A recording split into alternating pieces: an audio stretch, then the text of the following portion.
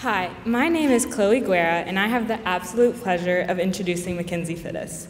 Mackenzie is like a superhero, and as most of you know, the most important part of a superhero is her costume. For Mackenzie, her costume is comprised of her shoes. These shoes, specifically her Converse, are her most prized possession. I would say she has about 20 different pairs, and if she could, I'm almost positive that Mackenzie would buy every single pair of Converse ever made, and then once she had all of those, she would begin custom designing her own. Now for her superpower. Mackenzie spends 40 hours a week at school, works for around 35 hours a week, is on the bowling team, volunteers in theater productions, and still manages to find the time to sleep and get all her homework done. I know she has prepared some wonderful words to share with you today, so please give it up for the kind, hardworking, Converse-loving, dedicated friend, Mackenzie Elizabeth Fittis.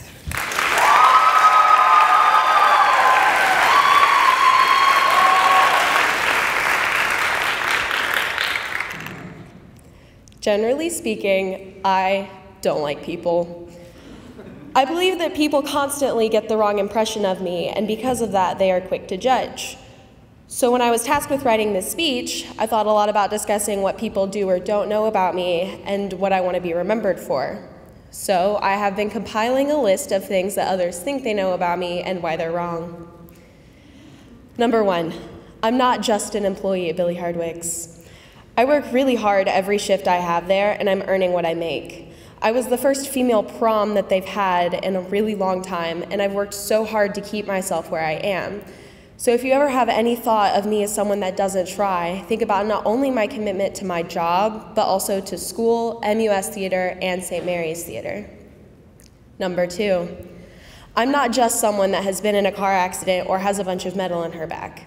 I'm someone that picks herself up when she gets pushed down. At age 12, when I was first diagnosed with scoliosis, I was devastated, and I wasn't sure where that would take me. Same with the car accident. I wasn't sure where I would go from there. In the case of my spine, I got the corrective surgery and spent 2 weeks recovering instead of 6. And in the case of my car accident, I stopped driving for 2 weeks and eased my way back into it. These are 2 of the biggest setbacks I've experienced, and yet here I am, pushing through and not letting them keep me from doing what I love. The biggest way that these 2 setbacks have influenced me is that I've learned a lot about how strong I am, and that when people push me down, I know that I can get back up. Number 3, I'm not just someone who struggles with the way she looks. But don't think of me for how I look. Think of me for what I've achieved and how hard I've worked for those goals.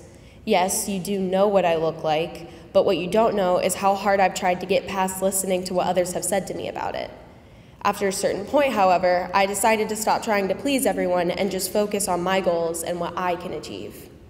Number 4, I'm not just a person that owns Converse, although I am at 20 pairs and counting.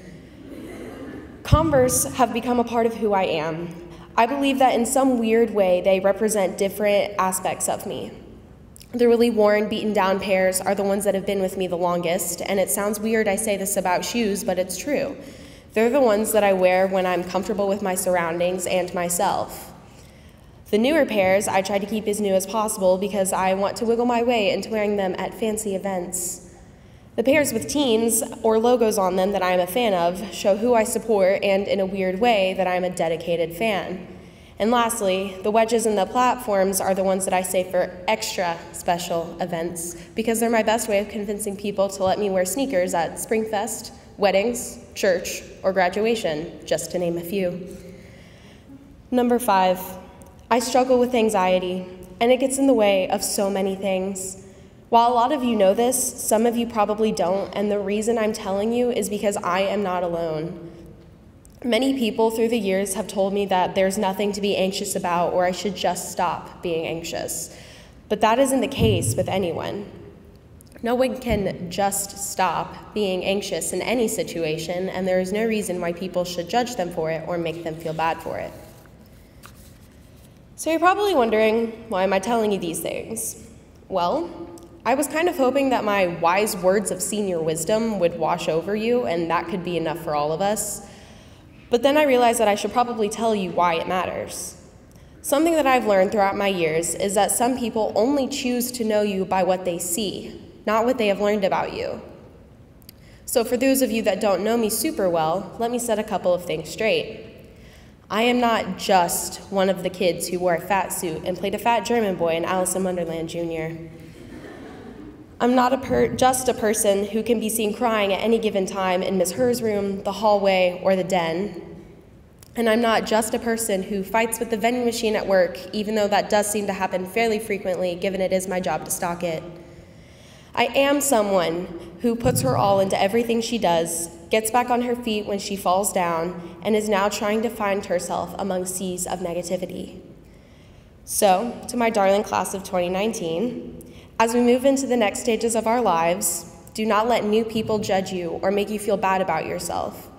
Let them get to know you, the real you, and always remember that you have a home here at 60 Perkins Extended, Memphis, Tennessee. Thank you.